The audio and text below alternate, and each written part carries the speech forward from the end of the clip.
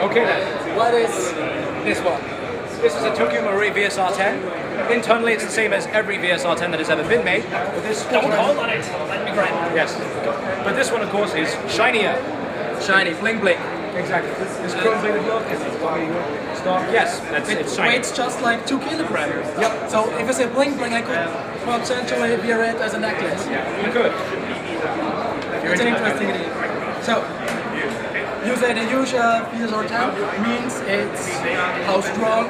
It'll be Marui legal power, so it's about 275 FPS out of the box. But it's a Good thing is you can use like one finger. But it is a VSR10, which means there's a vast array of aftermarket parts. Springs, pistons, cylinders, triggers. If you want to spec it up to sniper grade, you can. What about the real wood stock to give the bling bling a more expensive look? Not yet. Not yet. Why? Yes. Why? I don't know. You have to ask them. So, price tag release? Let's see. Retail. I'm not sure. Off the top of my head. Come on. This is the time of the internet. You don't have a paper. You have an iPad or something other gay device.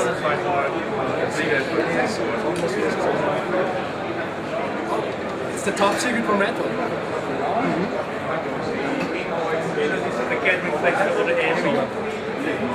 $353.70 US.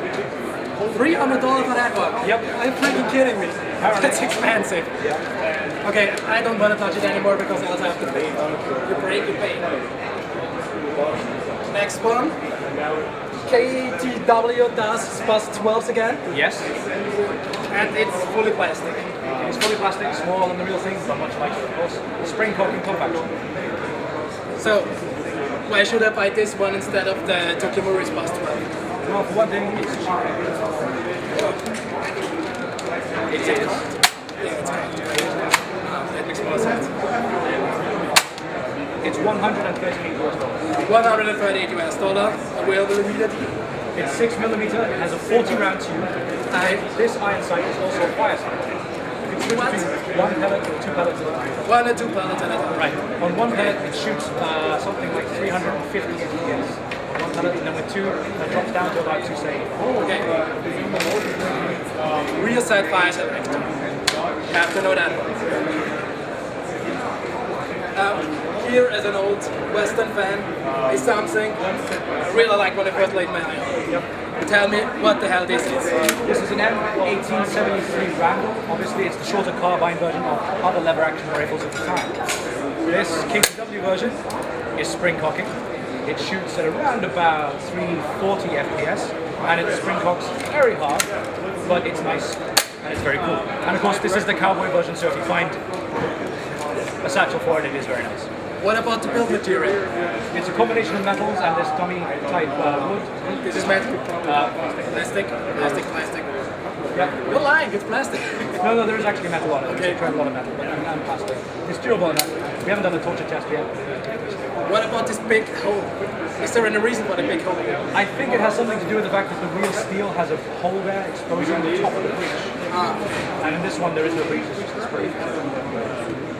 How to load it? That's an excellent question. I think it's a... Yes, it's a 2. Put the BBs in here. This little tube. Yeah, it's not actually fast reloading, but okay, it's a Western gun. So. Yeah. And your magic sheet says... Says what? It is what the price underneath? I already said it was like 180. Oh, I'm sorry. I was so focused on Western shooting that I didn't listen to you. And I forgot already. It is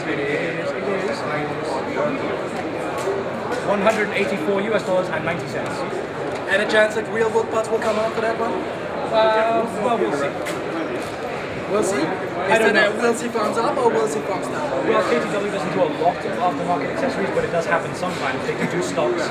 So we'll give it time and see what happens. Okay. Great. And we're gonna move on. Cameraman, move on. Move on, cameraman. To the Socomgear Cheytac M200.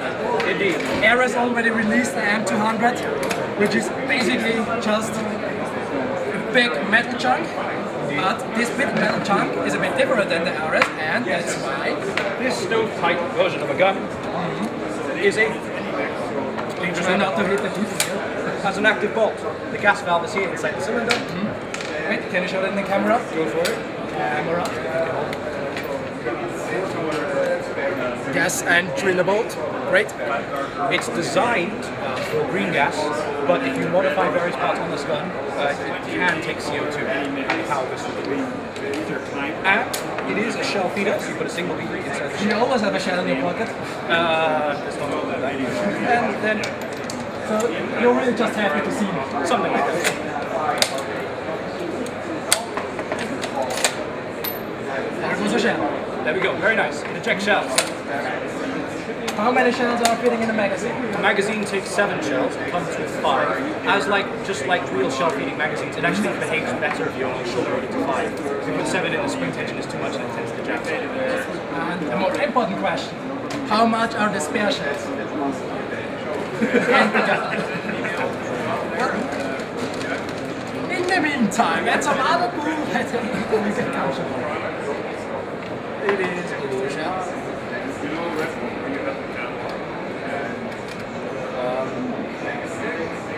The rifle itself is about $1,299 US. So it's for the rich people again? Indeed, and the shells are not on this paper. Right. So I guess this one will be pricey. You can always just check the website. So stop for the review, we're gonna check the website now.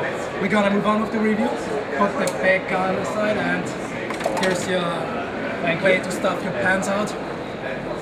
So, here's another exotic, another big gun. It's big, but it's lightweight. Which surprises me actually. It's very lightweight. Why? It is. Well, actually, Explain yourself.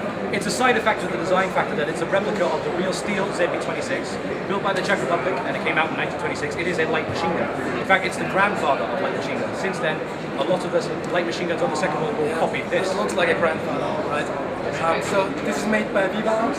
It is, yes, made by Viva Arms. It makes use of a slightly modified M14 gearbox and a slightly modified M14 magazine, which means it can take maintenance, repairs, parts quite easily, unlike other large machine guns. What's the power of this one? Did you say it's a machine gun, a light machine gun at least? It's about 400 FPS floating around like that, so it can Okay. count. So, who is supposed to buy this one? I mean, sorry, but this is ugly. Not the airsoft replica, but the entire gun. It's basically ugly. Admittedly, it's a taste thing, as with most of the Second World War themed games. You know, it's for the period, it's for the collector, and some people do like it. So yes, we'll see. Is that a feature or is it? I think that's what the real steel does as well. And your magic sheet? Hang on, let me check the price.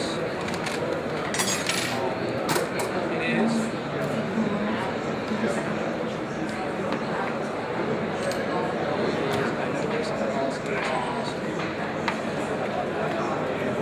Someone has a smartphone here, so we can go on the website and check the price. I think it's about 850, 900, around there. Wait, the Redwolf, come on, come on. Come on no, stage, it's okay, come on it's stage. okay. Cameraman. All right. Okay, here. Hi, how are you? Fine, thank you, Mr. Good Redwolf. to see you again. Yeah, I think it's about 850, 900, around there, if I remember correctly.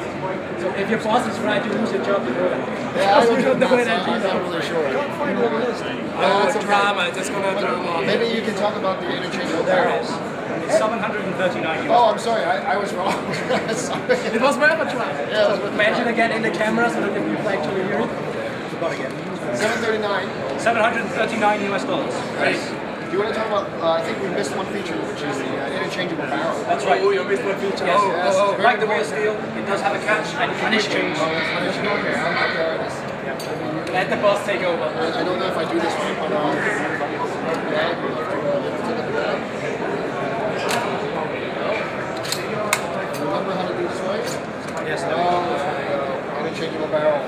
Takes the whole hop of a barrel with it. Yeah, the whole thing. Barrels aren't available separately yet. Yeah. You don't really interchange the barrel. But it's a nice touch. Yeah. I forget how to do it. Engineers do this for me. It's not the Redwolf, but actually I just made a show. I'm not gonna show. We'll just pretend we were there.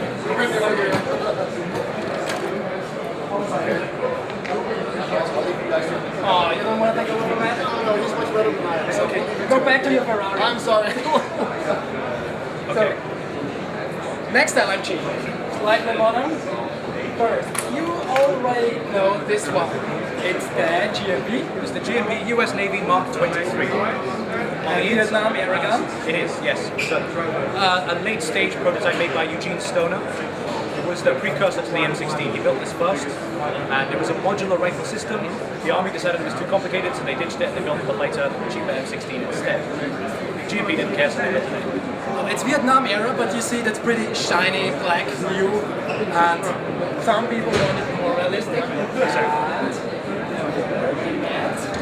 GMP will also be releasing a limited edition weathered version. All the high points are worn down just like a used gun would be. You probably want to take a close look at that gun. Cameraman, do a close look. Yep, zooming in. You see the color is off here. Looks very realistic here off. Just the magazine is still It is, yes. Although the real one had a Bakelite magazine anyway, so it's separate. Okay, thank you. And your magic sheet.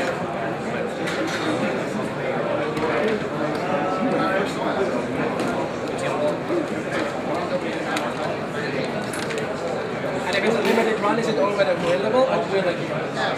There's no price yet. Okay, it's too new. It's too new. It hasn't actually arrived. So we don't have a price yet. But I imagine it'll be a bit more expensive than the main one and mainly limited. Mainly? What's mainly limited edition? I say mainly because I don't have a better adjective. Okay. Semi-limited. Let's move on to the next please. So,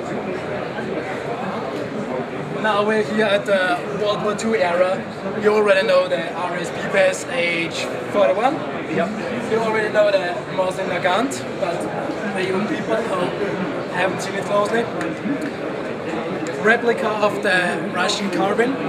Want to say anything to it? Except, where's the plastic? I want to poke the people with it. I think it's to do with liability. If they start selling weapons with an actual metal bayonet, it would just be dangerous. Does it hurt? Ow. Ow. Do you feel it? Ow. Yes. Great. Are there going to be more versions of it, except for the shoulder? Or are there already more versions? Not yet. It's Zeta Labs, so perhaps, or maybe not. We don't know yet. It's difficult to say.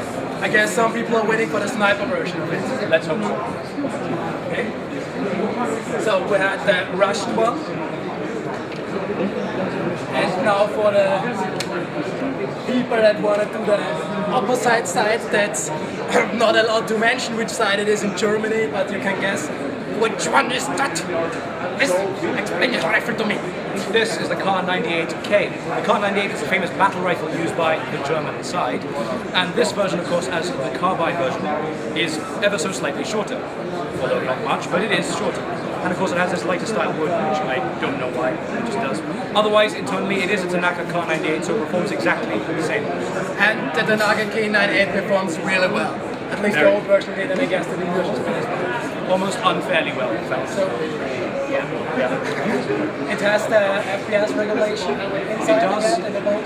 As a Tanaka, it can take HFC and be shooting out to 350 FPS. If you put it on green, it's shooting well over 400. And it has a very decent hop-up, it's very stable, and it can be very accurate, and it is woefully unfair for whichever side you use. But does it have the not so friendly markings? I think it's fine. Yes. Is it free of markings, not like the first one? The only markings it's got are Tanaka markings. There's a small one, there's a very small marking of it, very small. I know we're in Germany, we're not allowed to show it, so... It's Buddhist symbology. Shut up. Yes, it's very sad. It has to be realistic, right? Moving on. Moving on. And here's a thing I'm actually pissed on that ICS released it, because I bought the Clarence Lee custom revolver launcher that looks at least a bit like that and costs about third the price of it. Like $1,000 instead of, what's this plastic thing about the cost? This plastic thing costs... Fully plastic, okay, that's not that cool. Lightweight. I guess they call it a feature, I call it cheap plastic. That's okay. Well, part of the problem with older launchers was that they were all metal, which made them impossibly heavy to use.